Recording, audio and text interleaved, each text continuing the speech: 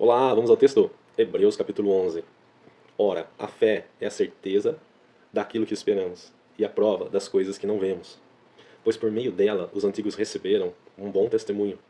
Pela fé entendemos que o universo foi formado pela palavra de Deus, de modo que aquilo que se vê não é feito do que é aparente. E nós começamos a apresentar aqui no texto vários exemplos.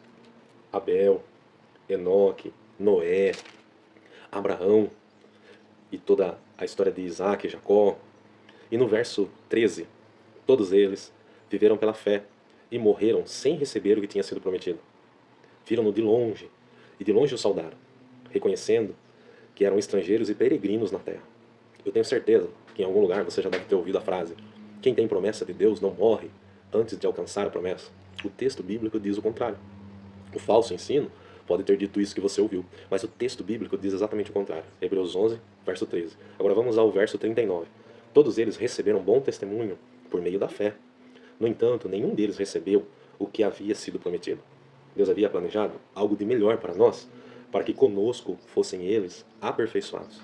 Então, muita atenção ao que é ensinado. Tenha o hábito de examinar a Escritura e comparar o que você recebe de informação com o que está no texto da Bíblia Sagrada.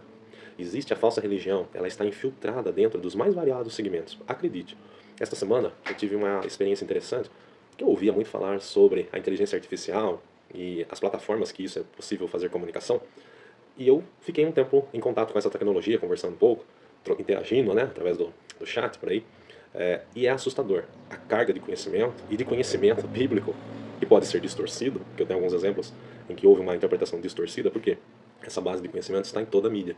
E a gente ouve muita abobrinha sendo falado sobre as escrituras. E uma inteligência artificial aprende daquilo que é divulgado. Então a gente precisa divulgar também textos verdadeiros e fiéis às escrituras para que essa base não seja corrompida. Isso é um ponto. O outro ponto é que a inteligência artificial ela já está levando sermões para as pessoas. Então, se você não tem o hábito de ler a Escritura, e você vai num ambiente em que é apresentada a palavra por uma tecnologia, né, que caminha junto para o desenvolver da ciência e o esfriar do amor, então isso é perigoso. Porque lá tinham mais de 300 pessoas reunidas, lá a inteligência artificial se transfigurou como avatares humanos, lá a inteligência artificial pediu para que levantasse as mãos, para que cantasse, para que fizesse tudo isso que é feito em um culto. E isso é muito perigoso, porque a Bíblia nos diz que o anticristo é um número de homem, ok? Mas existem as outras figuras da parte do reino do mal. Existe o falso profeta. O falso profeta pode se encaixar muito bem em um aplicar deste de tecnologia ou se usar desta tecnologia. Então, examine as escrituras, tenha o hábito de ler as escrituras.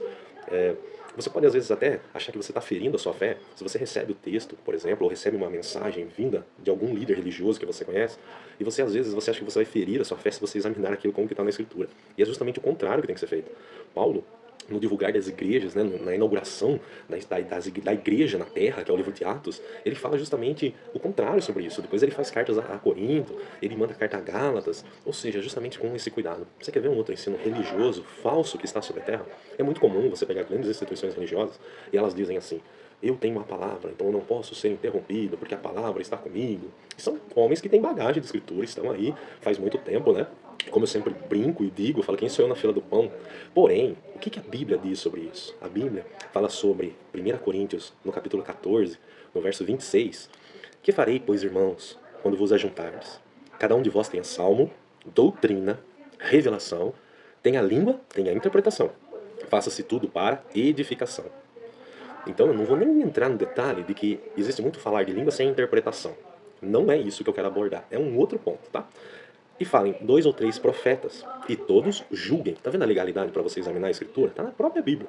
Então, 1 Coríntios 14, no verso 29, te dá a legalidade. E fale 2 ou 3 profetas e os outros julguem. Julguem o que é a palavra, ver se está sendo feito o ensino correto, se aquilo está de acordo com a escritura, né? Mantenha a Bíblia aberta e você examina a escritura e vê se aquilo está certo. Se você lê a escritura, alguém vai falar alguma coisa, automaticamente o Espírito Santo vai destacar no seu coração, na sua mente, você vai lembrar de um outro texto que vai confrontar aquilo. E aí você edifica depois a sua casa, a sua família, em particular, para que aquele falso ensino não venha a ser prejudicial a médio ou longo prazo. E olha só, aquilo sobre, eu estou com a palavra, então eu sou o dono da razão, eu sou o líder da igreja, e só eu posso falar, porque o microfone está comigo, sabe esse falso ensino? Lê mais um verso. Mas, se outro estiver sentado e for revelado alguma coisa, cale-se o primeiro. Entendeu?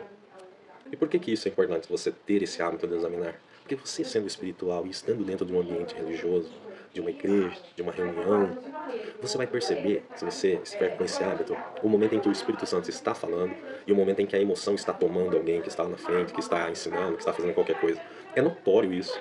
Nós percebemos, a revelação que ele teve, a inspiração que ele teve, terminou aqui. Dali para lá, vai entrar a carga de conhecimento, vai entrar o emocional, vai entrar qualquer outra coisa, até o espírito enganador na boca dele. Tá? Porque se Paulo explicava para que a gente julgue o que está sendo falado, é porque dessa fonte não pode sair só água, entende? Vai sair coisa contaminada, entendeu?